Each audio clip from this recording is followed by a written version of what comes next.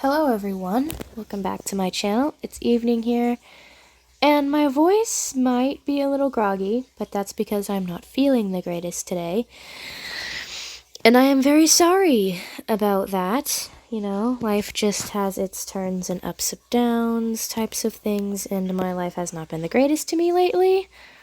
Sorry if my audio is terrible again. I'm still trying to figure out how to do that. It is not being kind to me. Anyway, as I said in my last post, I'm going to be talking about one of my OCs named Akari today. Akari isn't a normal cat. I know what you're thinking. What are you talking about? Yes, I'm getting straight into it, but just for starters, this is the best I could do in Akari. I know I put the reference sheet that I don't remember the creator's name. I'm so sorry, but it is not mine. If anybody knows, please let me know in the comments below.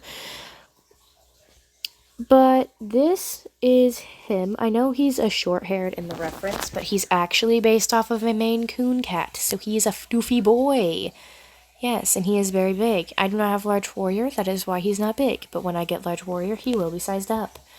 The blue eyes are a lot more blue than they are in his reference sheet, but I'm pretty sure they're pretty perfect, and he does have a few scars that aren't mentioned, so that is why he has them now.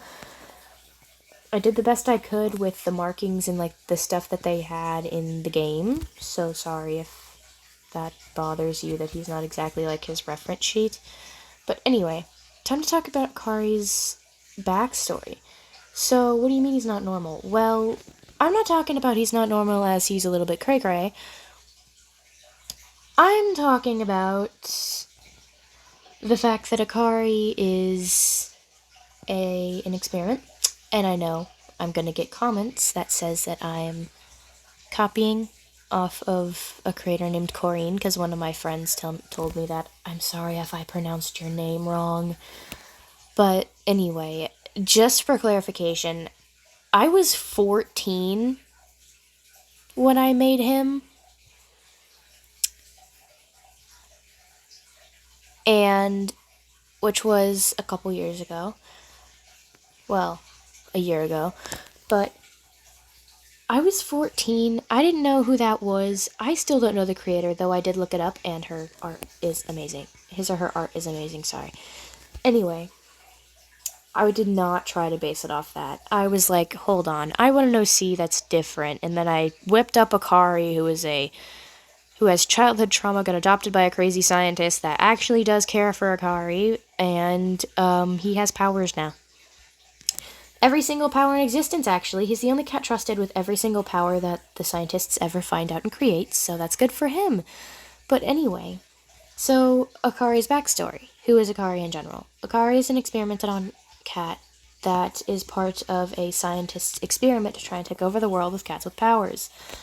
Akari was originally just a cat that was born to his mother, Via, and his sister, whose name ended up being Princess. Dun dun dun, not like from the Warrior series. She was spoiled by her mother, so Akari does not talk with his parents anymore. His father was never there, so that makes it worse for him. And he didn't even know him in the first place, so I don't really know how it bothered him when he was younger, but who knows. He had a very bad relationship with his mother and his sister because his mother always thought that he was a mistake because he looks like his father and his father left her to be with some other she-cat. That's all he knows about his father, so that anger gets taken out of him, which he does not find fair at all. His sister looks just like his mother, so she was treated like a princess to their mother, which made Akari feel very sad and like he was not meant to be there. Maybe he could just run in front of a car, maybe, is the things that he started talking about when he was younger. But a scientist came along. Well, a two-leg came along, and the two-leg that cared for him, that raised him or whatever, didn't care about him much either. He wasn't the pick of the litter. The pick of the litter was his sister Princess, and she was being kept by the scientist. Not the scientist, the two-leg that raised them, sorry. The scientist ended up taking Akari after seeing how he was treated so unfairly, and how he had powered through it. He found this as a strong trait in Akari and was really intrigued of the little young cat's braveness, so took him in. Later on, Akari became pretty loyal to the scientist, and the scientist took it upon himself to give Akari the powers that he was creating. Akari's first power happened to be ice again, not that creator. I cannot pronounce that. I did not base it off of Enki and Isla and so on. But yeah, so he got his ice powers, and as they progressed, more cats were getting taken in and experimented on. He wasn't the only one. He became known as the local leader because he was the first ever cat, and he held authority over the cats. He was also the strongest cat at the little place that they were at, which was called the Experimentation Center. But as the cats called it their home, a lot of the cats knew that they would get power within the world if they helped take it over and defeat their enemies. Akari was a very, very gentle Tom with his close friends, but when it came to the other cats in the whole experimentation center, he wasn't too friendly. It was an outside and inside institution, so they had outdoor access, but Akari spent most of his time outside, along with most of the cats. The inside was the literal experimentation center, and was taken on as the little place where they did the experiments and transferred the cats' powers. Don't ask how they do that, I'm still putting that into process. I made Akari a year ago, so yeah. Again, made Akari when I was 14, so my mind was still developing. Still is, actually, because I'm still a child, but, who cares? Anyway, so Akari's problems started when one of his close friends, whose name is Owl, got taken away. Owl got kidnapped by the group known as the Rebels, which, if you've actually seen the series that's made by that creator, like Corin, however you say her name, and the Guild, pretty much just a band of cats that ran away. But they ran away, and they're known as the enemy instead. The main character is Akari and his friends, because, well, who knows. Akari will not be a Wcue series because they do not have the backgrounds for that. It'll be an animated series. I almost said animatic. I'm so sorry. There will be animatics, of course, but, who knows. Those are still in the works, because I'm still working on my drawing skills. Anyway, so Akari was devastated after the loss of Owl, as Owl was the second cat to ever come to their little experimentation center, and they grew extremely close. Akari didn't handle it well, and made it very hard for him to cope with the fact. The second cat to come was Casper, a blue tom, who he got along with pretty well, as they shared similar traits. Because not their fluffy traits and their colors, but overall the way they were. Protective, but had a gruff, classic Tom, but had a soft side for the people they cared about. Him and Casper bonded over this, as Casper was really the only cat back then, because Owl just got taken. But slowly but surely, cats started to join. He got close with a few of them, and that made their little friend group. Akari was set with his life. It was a constant repetition. He'd occasionally get challenged for leadership of their little group, but he always maintained it. All of the cats respected him. He'd have a day-to-day process where he'd get experimented on occasionally, given new powers, blah blah blah. Spent time with a scientist. But one day, a particular thing happened. Some of his least favorite cats, because they were so rude to him, brought in a she-cat. I know what you're thinking, and you're probably right if you're thinking what I'm about to say. A she-cat named Naomi, a gray color point type of... Her gray markings are on her paws, face, tail, and ears, and like a little thing on her back, but that's really it. If you wanted me to talk about Naomi, just let me down in the comments, let me know. And they didn't bond at first, but Akari always took charge of the first few training sessions. Akari was your mentor when you first joined until you're assigned one of the designated mentors of the young cats that get chosen to be part of it. But your first mentor will always be Akari, and maybe one of his friends while Akari is sitting there watching so he knows which skills to work on from a viewer point of view. But Akari was, of course, in their first training session. He didn't know Naomi before that, and at first he didn't care to. Until she started to prick at his soft side. He was exactly like his close friends. She respected him. She shared similar skills in fighting and everything else. She gained his respect. He gained hers. They became closer by the day, and one day he won over her complete trust when he protected her against Chrono. Chrono is the antagonist of this animated series. He is a Black Tom who used to be Naomi's ex-mate, but she broke up with him, kind of in simpler terms, because of his attitude and the way he treated her, the works. So slowly but surely, they again became quite close. Something that wasn't expected, as Akari normally didn't like getting close with the cats around him other than his small group of friends. Akari didn't know why, he just wasn't a social cat with most of the cats there. But Akari bonded with Naomi, and Naomi got welcomed into their little friend group after a while. After Casper was like, "Ooh, Akari bonded with someone else, you're part of the friend group now." So that's kind of how that worked. Naomi bonded with everybody in there, and slowly, Akari and her built up a more romantic relationship, and later down the line, became mates. Akari and Naomi took it slow, usually just doing what they usually did when they were just known as friends, as they wanted to keep their relationship secret, as Naomi would be targeted as a weak spot for Akari, as he'd never gotten with anyone before. Nor did he ever think he really would, but I guess Naomi changed that. And, well, one cat in particular, Chrono, was not happy about this after it got out. Especially since Naomi was expecting kittens. Akari strictly forbade Naomi from fighting or doing any training until the kits were born, and she was able to resume to her duties after the kits were at least 8 months old. Yes, 8 moons old. So basically, he was very protective over Naomi, and a lot of the cats noticed this and caught on quickly. Especially since the little girl, who doesn't have a name yet, was born. And she looked exactly like Akari, like literally a copy and paste of Akari, while the other little kitten, her brother, who is still unnamed, looked exactly like Naomi. They caught on quickly, as it was proven that they were biologically hers. So people knew that Akari was the father, and nobody really cared. They respected Akari enough, and they were loyal to him, so they didn't really want to steal his place anymore.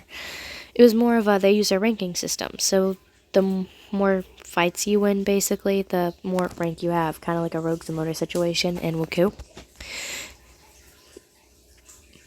But slowly but surely, Naomi became more comfortable with everything around her. Naomi's story will be based on why she wasn't completely comfortable. She was completely relaxed around Akari and her friends, but other than that, she wasn't. That's one of the reasons why her and Akari took it slow, just like they were just like they were friends.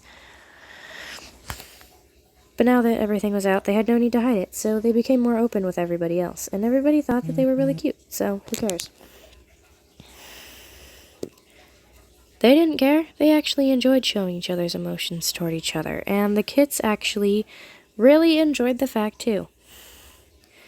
They bonded with Akari, and Akari bonded with them. In the current timeline, they are 6 months old.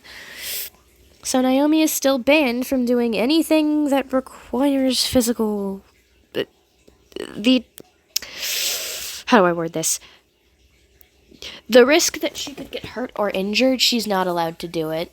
And she's come to peace with the fact that Akari is forbidding her from doing that until their kittens are old enough to venture out to themselves and live their own lives. They'll be able to prove their ranks eventually, but they'll always have a high rank thanks to Naomi and Akari both being in high ranks. Akari literally being the leader of all of the cats out of the thousands and hundreds of cats that live there. And then there's Naomi, who is third in command, so the kittens naturally have a pretty high rank. Are respected and feared more than they are loved and cared for, other than by the cats that actually spend time to get to know them. The two have actually gained their own friend group, which makes Akari and Naomi extremely happy for the two, and actually give advice on how to maintain friendships and how to compromise during them.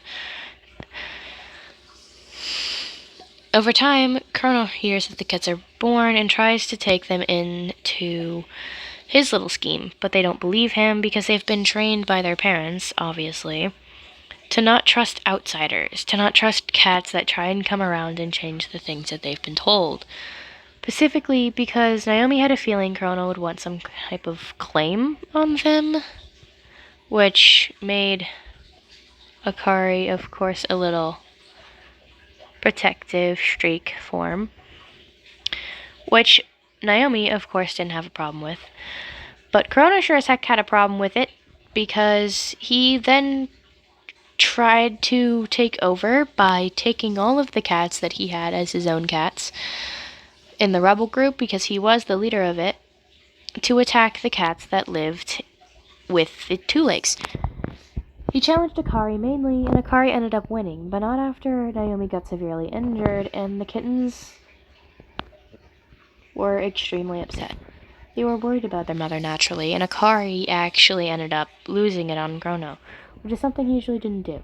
A lot of the other cats had respect for him still, because he was protecting his family. There was no need for him to be violent about it, sure, but when Chrono almost killed Naomi, it wasn't hard to see Akari striking back like that. And no one really minded that he did. Everyone actually respected it, showing that he wasn't afraid to do what he needed to do to protect all of them. They were thankful for this, knowing that their leader was willing to do whatever physically possible, or possible in the first place, to actually defend them. Over time, Naomi did get better, which relieved Akari greatly. Akari was extremely thankful, even thanking the medicine cat of their group over and over for helping her, which is something that I can understand. I mean, why else would they be extremely, well,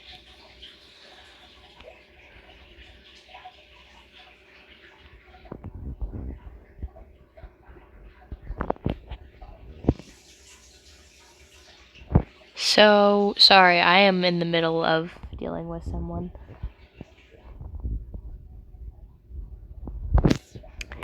But anyway, so basically,